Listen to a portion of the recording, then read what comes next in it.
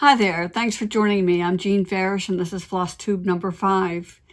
I have a couple of things to talk with you about today, and I thought I would start with answering a question about where 2 of my designs are available in shops right now. This is, let me make sure I'm holding it right side up, Lady Catherine, which I've been talking about a bit, has been revamped in a way that makes it easy for shop owners to present to you. One of the big changes is that when I package this, I make sure that on the back you can see the stitch count and a list of all the materials that are required for doing that design. So Lady Catherine's garden is one of them, and the other one is Janet Irving. And Janet, interestingly enough, was actually my very first published design in 1981. And I realized with quite a shock the other day that I am getting ready to get into my 40th year of designing and teaching needlework. So 2021 will be a big year for that.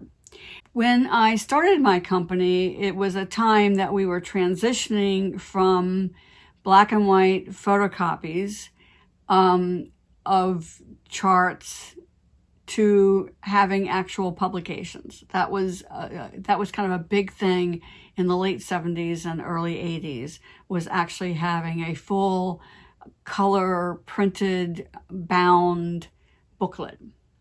And now I see that we're sort of transitioning into another format, and that's having chart packs, which kind of blends the best of both of those worlds.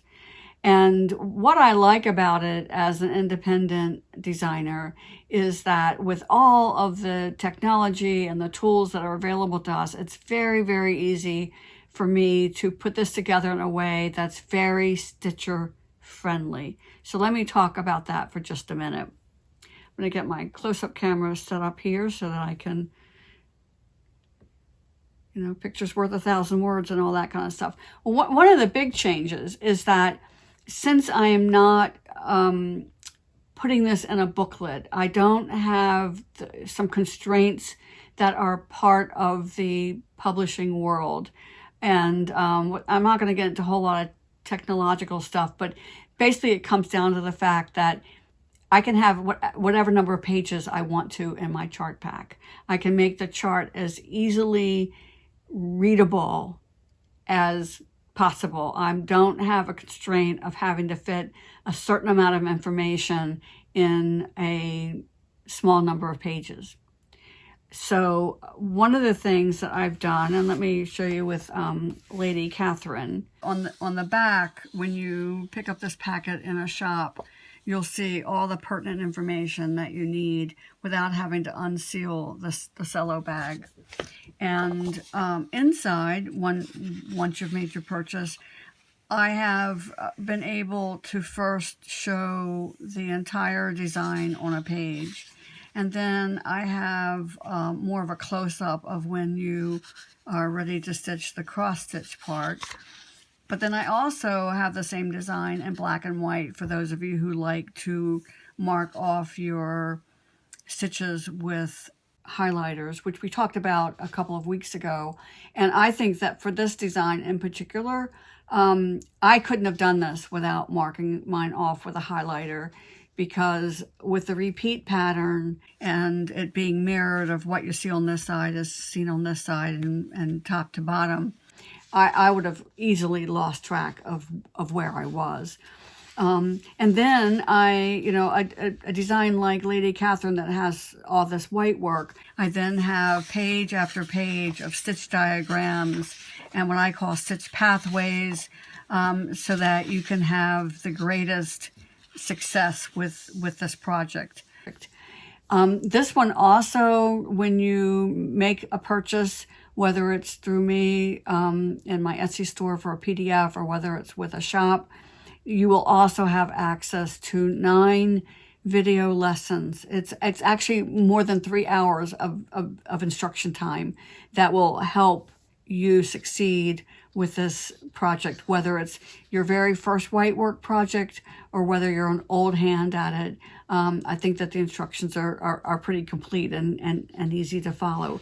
So that's what I've done with Lady Catherine, and I think that I really enjoyed doing all 4 of the lady series, the English Garden series, and so this is just the first of the 4 that's ready in this type of a format, as far as being able to get the chart and the video instructions together. And then for Janet Irving, I did the same thing. The last page of the packet has all the pertinent information that you would need to choose your fabric and your stitching threads. And then on the inside, one of the things that's a little bit different from this is that Janet was the great-great-great-grandmother of both of my daughters, Catherine and Elizabeth. So this is a piece that came down to us through the Farish family. And I am now the current caretaker of the original Janet. And it will go on to the next generation at some point in time, obviously. So one of the pages in the Janet Irving sampler is the history of the sampler and a little bit about Janet.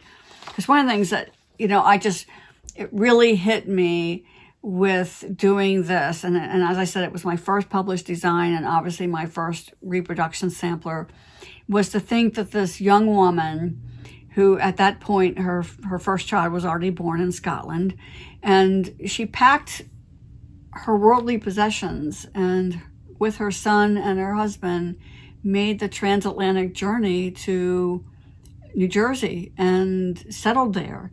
So of all the things she packed her sampler and brought it with her. And so, as I said, at this point, it's come down through the generations, and my daughters and I are the current caretakers of Janet, and we are just really, really blessed that we have that.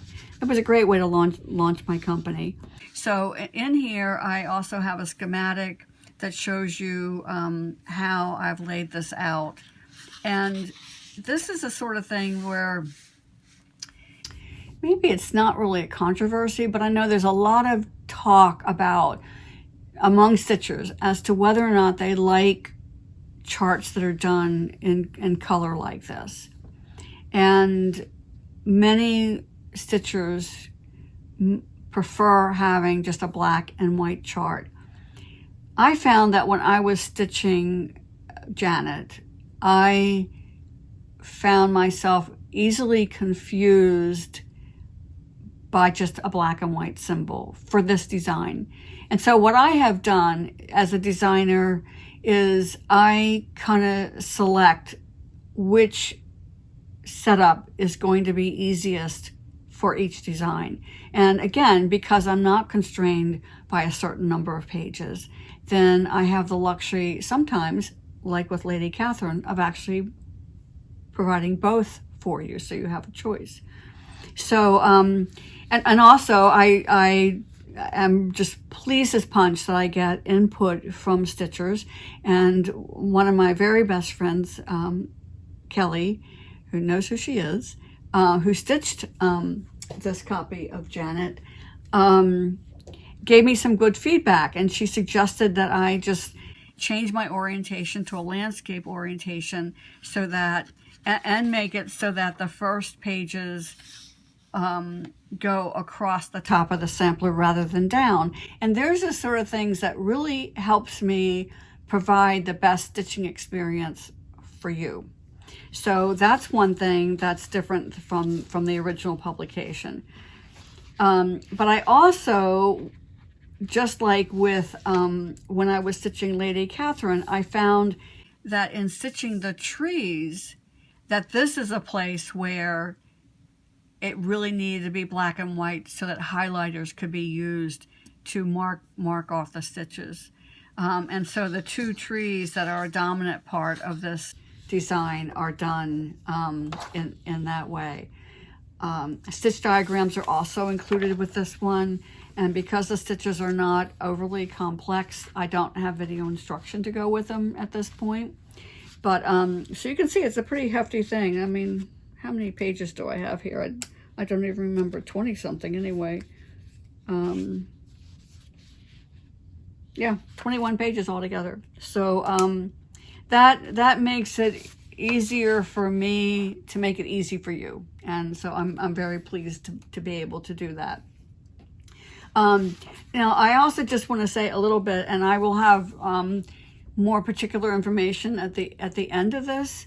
I know right now that there are 4 shops that carry this, and hopefully by the time you're watching this, there will be more. And I just want to put a shout out to them because they really, I don't know, we just have a special relationship, and I value that so much. And so I just want to just say a word about that. So first of all, Karen Owen, who is down there at Cross Stitch Cupboard in Fort Lauderdale, Florida. Karen has been in business as long as I have. She was one of my very first customers in 1981. And I just treasure the longevity of that relationship so much. In fact, I was down there in January and taught at her shop, taught a couple classes. In fact, I taught Janet Irving to her customers. Lovely, lovely bunch of ladies. And then the shop that's just kind of down the road from me, Stitch Point in Greensboro, North Carolina, that's owned by Patsy. And Patsy is also somebody who's been in business a long time. I think she's closing in on, well, I won't even say because it's longer than I've been in business, and I don't know. Some ladies are sensitive about that, but I would just be really proud of closing in on the number of decades that I've been in business like she has been. And as I said, since it's just right down the road, then that's a place that locally I've had the opportunity to teach often, which has been great. One of the newer shops, I think that Sassy Jacks is probably in her 3rd year. And this is Kim over in Weaverville, North Carolina, which is down the road, over the river, through the hills, and over the mountain from where I live. And I haven't taught there yet, but I'm really hoping that I will be able to do that once we all open up safely a little bit more. Kim has done a great job setting up her shop, and has already become kind of a go-to destination for stitchers. And another shop that also is even newer, hasn't even been open a year, and that's Kathy up at Hobby House Needleworks in Pittsford, New York. And I have not had the opportunity to go there, and I'm really, well, for a lot of reasons, I can't wait until we can all travel again safely.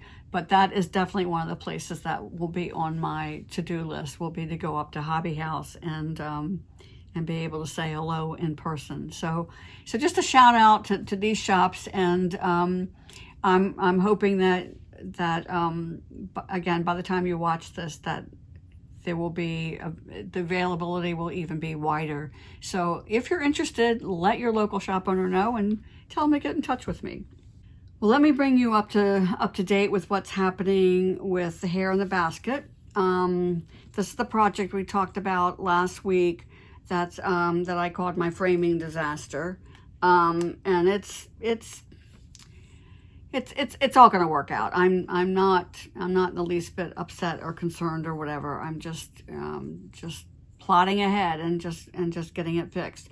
But one of the things I discovered when I got ready to remount it was that there were some stains that had not come out, and by this time I had washed and ironed this piece at least 3 times.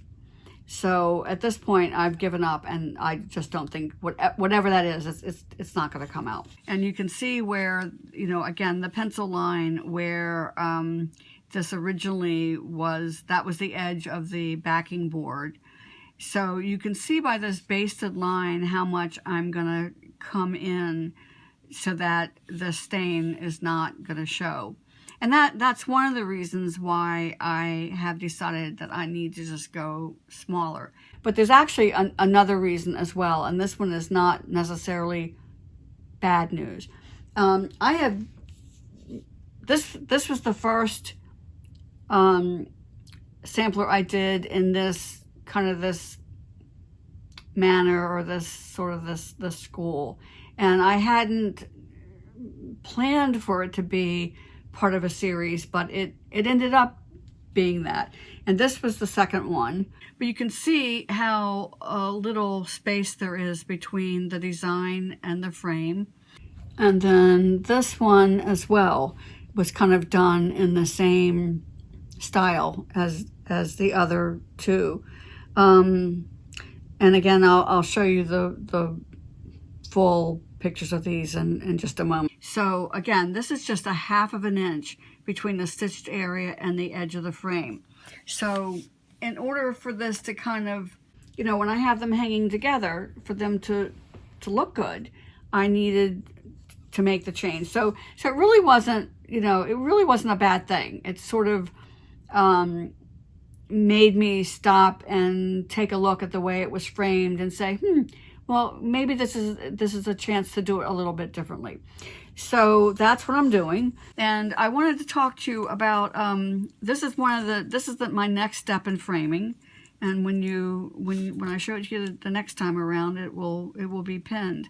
But what I do is, once I've decided how much I want to show between the stitched area and the frame, and adding the little bit of lip that is characteristic of frames.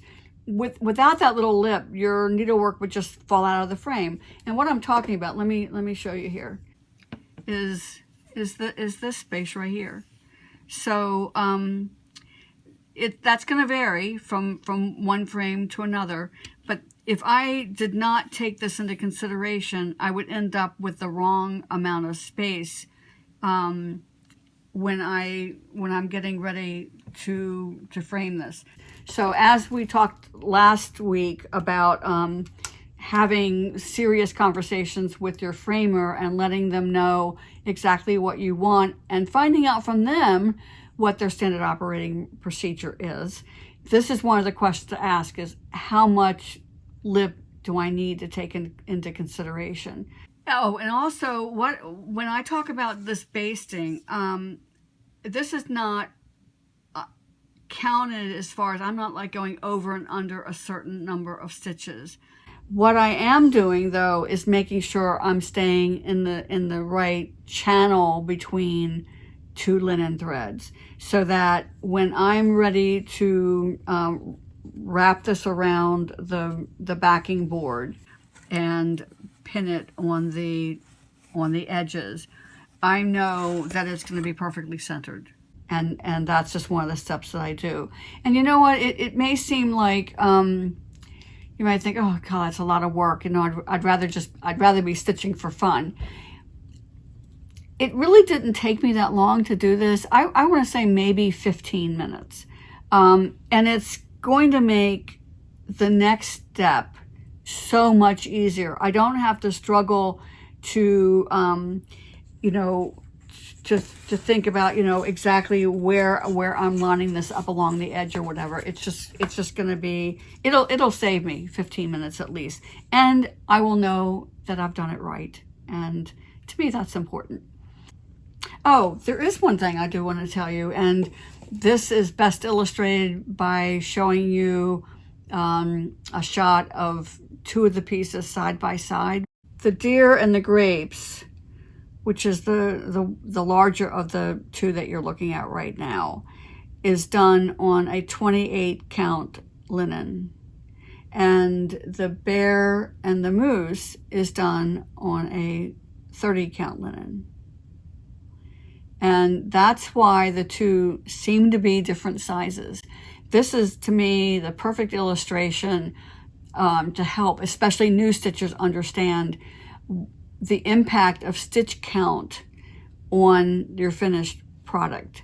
Again, when I was stitching the deer and the grapes, and even when I was stitching the hare and the basket in 1996, and then the deer and the grapes in 2015, I wasn't trying to create a series. And so I didn't plan out for them all to be stitched on the same fabric count. However, I did plan for them to be the same size. So the point I'm trying to make, although I think I am rambling right now, the point I want to make is that all three of these have the same stitch count. It's the same number of stitches across and down, and yet look at how different they look in terms of the size. So that's just one of the things I just wanted to share with you. I feel the need to add a footnote to my chat about linens and even weaves last week. In my effort to clarify or make the point that linen is an even weave, apparently for some people I did muddy the waters. And so I want to spend just a moment talking about that. And in thinking ahead of how I thought the best way to make the point, I'm going to use some of my experience as a 7th grade geography teacher. So bear with me while I kind of take you back. I would say that we have even weaves. I'm off camera. And we have uneven weaves. And I'm going to come back and talk about this for just a moment. But right now, this is my focus. So even weaves. So under even weaves, we have linen. And all linen is fabric that's woven from threads made from the flax plant. And also under even weaves, I'm going to say we have other. And the other are the fabrics that are made from things like cotton, from man-made threads, and a combination of them. You could even have something that's a little bit linen. Let's say it's a combination of linen and cotton. I can't think of one off the top of my head, but if it were, then to me, it wouldn't qualify to be called linen because it has something else in it. So when we talk about the others, that's where you have your Lugana and your, Monaco, Devosa, Linda, which I happen to know is 100% cotton. You have Jobelin. And I'm sure that there are others, but these are the ones that just come to mind. So again, if I were to diagram it out, this is what it would look like. So, and then under linen, you don't necessarily have brand names like you do with Lugana and Monaco and Devosa and whatnot. That's where we tend to think more in terms of the count.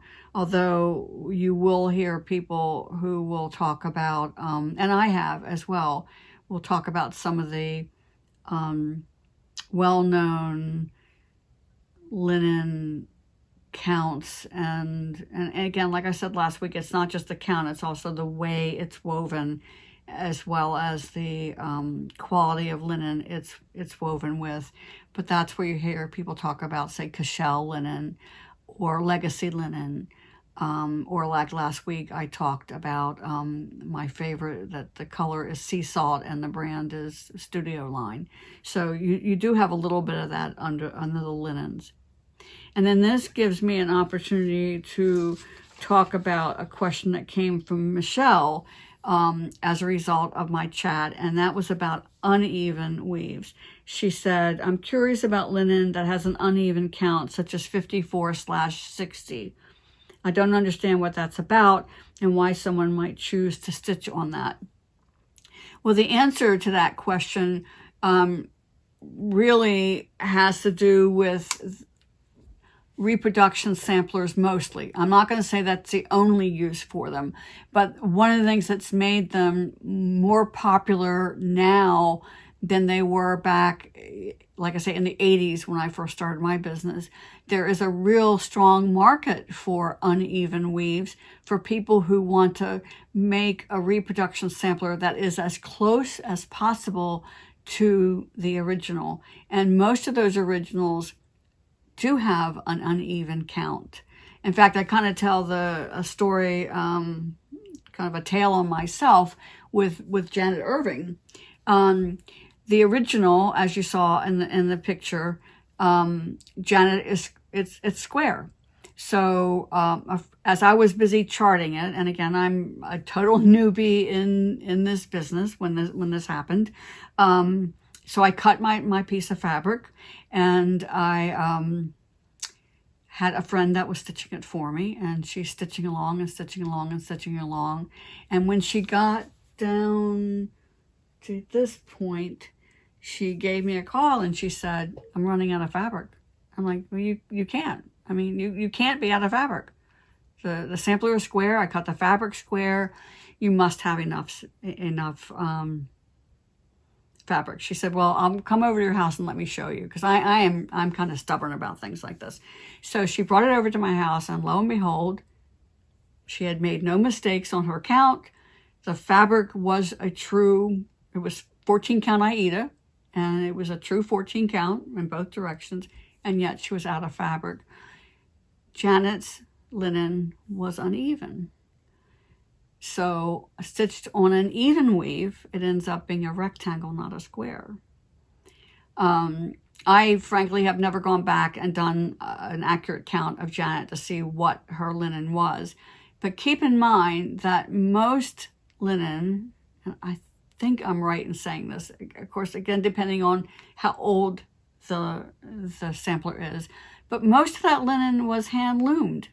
It wasn't manufactured with some list of specifications where there was somebody with a clipboard saying, "No, let's check this and make sure that, the warp and the weft are staying true to what we intend it to be."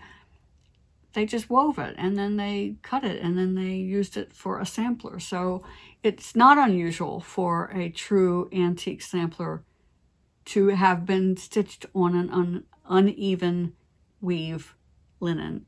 And that's what all the fuss is about today. So I hope that answers that question. Last week I hadn't made much progress on America Land That We Love, so I didn't bother talking about that. But I do want to show you where I am now with this. I don't know how far back from the camera I need to be to show this to you. I'll have to make a separate shot for it. So basically what I got done was I finished Wyoming and got quite a bit done on the Land That We Love border at the bottom. And I'm just really chugging along. It's not going to take much for me to finish this bottom band. I'll probably get that done tonight. And then these two empty spaces on either side of the states. When I designed this, these are designated as a place for you to personalize it with your name, the date that you started it, whatever. But what I wanted to talk to you about was Wyoming. This is the one that I used as a way of demonstrating using the two colors of highlighters. And so this is my chart after I got it done. And a couple things I wanted to tell you here. This little line right here, I made that little mark because I had left that stitch out and I knew I needed to go back and do it. But this is sort of a time to talk about which do you do first. Do I stitch the white area of the sheep, or do I stitch the little, the two shades of gray that, or my attempt as a designer to make him look woolly? And there's, again, no right or wrong about this, but let me tell you what I discovered. When I started stitching the sheep, my idea was to stitch all the white and skip the places where the two shades of gray would be, and then do them last. And one of the reasons why, as a stitcher, you may want to do that is sometimes these little individual stitches can kind of get lost as you're stitching, if you stitch them first. So that would be one of the reasons to stitch them last. They tend to sit up on top of the fabric maybe a little bit better. I'm not really sure what makes a difference, but that is one of the reasons why some stitchers would do them last. And again, when I set out on this, that was my intention. But as I was stitching, what I discovered was that because it was white on a very light fabric, it was really hard for me to see where I had skipped a stitch. And I thought, when I go back to do this, it's gonna be hard to figure out where these stitches go. It's also gonna be easy to accidentally not cross a stitch. I mean, there were just several things that I thought could go wrong after I had done. I probably had done maybe, well, I know I'd done at least most of the face and about 3 rows of the body before I realized that what I really needed to do was to stitch each of the 2 grays and then go back and do the white. And so that's what I did. Now, one of the benefits I discovered was that by doing these seemingly random gray stitches first, I didn't have to worry about carrying those threads on the back, because they were going to be automatically covered by the white stitches by doing the white stitches last. So all the places where I had these gray stitches, I didn't have to worry about burring them. Like here's a good example right here. Let me see if I can come in closer. Where this white stitch is anchoring the gray stitch that's underneath of it. That's kind of what I discovered while I was stitching Mr. Sheep here on Land That We Love, and I mean that's state number 50 alphabetically. So I'm on my way to being done, which is sort of leaves me I don't know, not really sad, but just when you've been working on a project for a long time, and I've actually been working on this one for 4 years. I didn't intend for it to take that long, but it has taken that long. And mainly, I mean, not that the project has been that complicated, but other things have gotten in the way. And there are times that 6 months have gone by that I haven't stitched anything on it. But at any rate, I don't know. It's sort of like reading a really good book. It's like you can't wait to find out what happens at the end. But when you're done, it was such a good book that you're sort of sorry that it's over.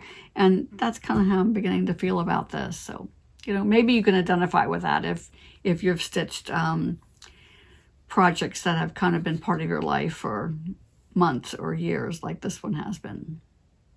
That's really all I wanted to talk about today. So I hope that has been helpful to you.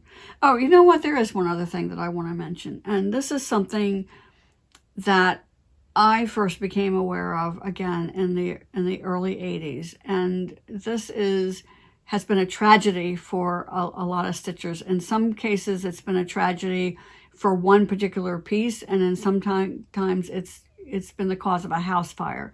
And that is magnifiers. Magnifiers are an incredible tool for stitching.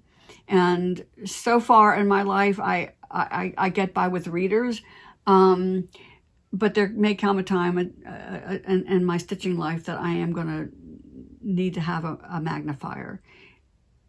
Again, they're great tools, but you need to be careful with them. Just this week, somebody posted a picture of a hole burned in their needlework, a project that they were working on that already put countless hours in. And that very clearly, I mean, it almost looks like somebody took a cigarette and burned the fabric with it. That's not an isolated case, and that's why I'm bringing it up. And I have known people who have had chairs and couches catch on fire. And if it goes on long enough, if somebody's not at home, then their house can burn down. And houses have burned down from magnifiers. And when you think about it, if you have done any kind of scouting or any kind of, woods, survivalist training or whatever, of how to manage in camping or in the woods or whatever, a magnifier is a very effective tool to use to start a fire. So what do you do if you have a magnifier and you are a stitcher? When you are not using it, even for just 10 or 15 minutes, you need to cover it. Even if you think there's no way a ray of sunlight is going to come in and, you know, go through that magnifier and hit something flammable and cause a fire, somebody else can come along and open the curtains, or move it or whatever. So just be careful about it and cover it when it is not in use.